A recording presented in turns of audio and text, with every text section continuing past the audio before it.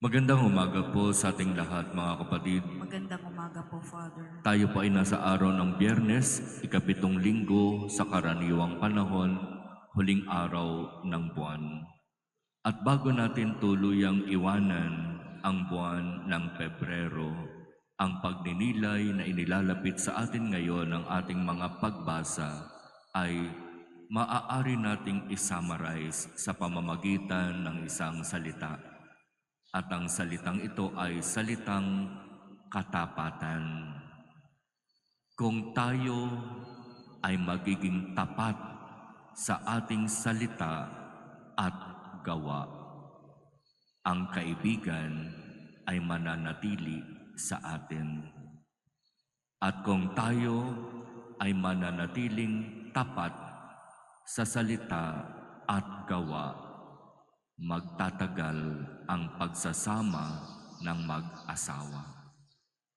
Ang katapatan sa salita ay napakahalaga sapagkat alam natin kung papaanong sa panahon natin ngayon para bang ang hirap ng paniwalaan ang mga salita na binibitiwan ng marami nating nakakausap.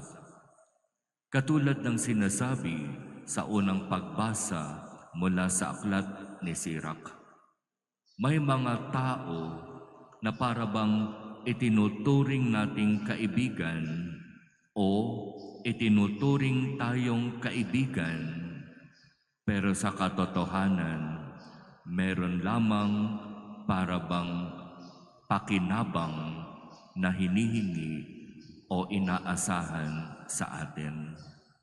Hanggat napapakinabangan tayo, hanggat naibibigay natin ang kung ano ang gusto nila, hanggat umaayon ang kung ano ang gusto nila sa ibinibigay at ginagawa natin, nandyan sila.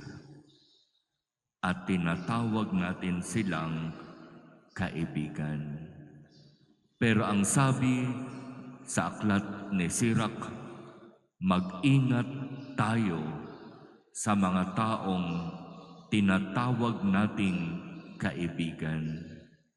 Kasi ang tunay at tapat na kaibigan ay isa lang sa 1,000 tao. Ibig sabihin, napakahirap makatagpo ng isang tunay at tapat na kaibigan. Kung papaanong napakahirap maging tapat sa salita at gawa. Pansinin ninyo, may mga nakakausap tayo na minsan sinasabing kaibigan natin, pero magaling lang ang salita kapag kaharap tayo. Pero kapag hindi na tayo kaharap, iba na ang sinasabi sa maraming tao.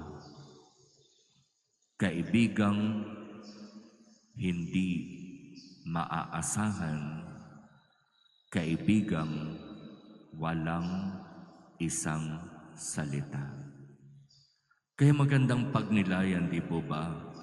Ako ba bilang isang kaibigang matatawag ay tapat sa aking salita? Na kapag kaharap ko ba yung itinuturing kong kaibigan, totoo ba yung aking sinasabi? At ang katotohanan ba ng aking sinasabi ay kaya kong panghawakan, kaya kong panindigan sa hirap o ginhawa?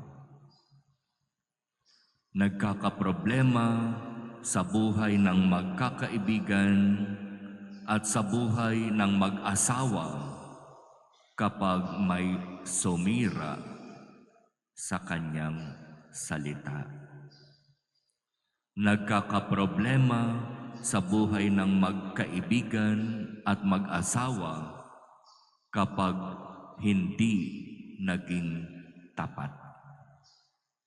At iyon ang problema. Napakahirap nating maging tapat sa ating salita. Lalo na kung ang tingin natin sa ating mga tinatawag na kaibigan ay dito sa taong ito ako'y nakikinabang. Dito sa taong ito umaasa ako na ako'y kanyang tutulungan.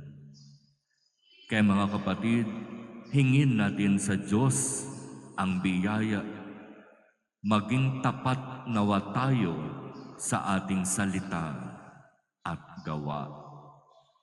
Huwag nating gamitin ang ating tinatawag na mga kaibigan para lamang sa ating mga sariling mga kagustuhan at ambisyon.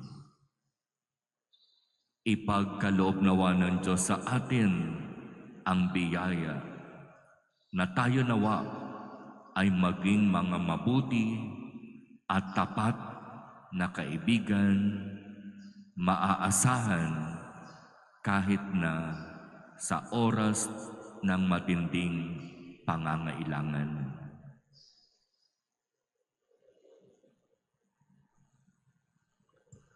Amen.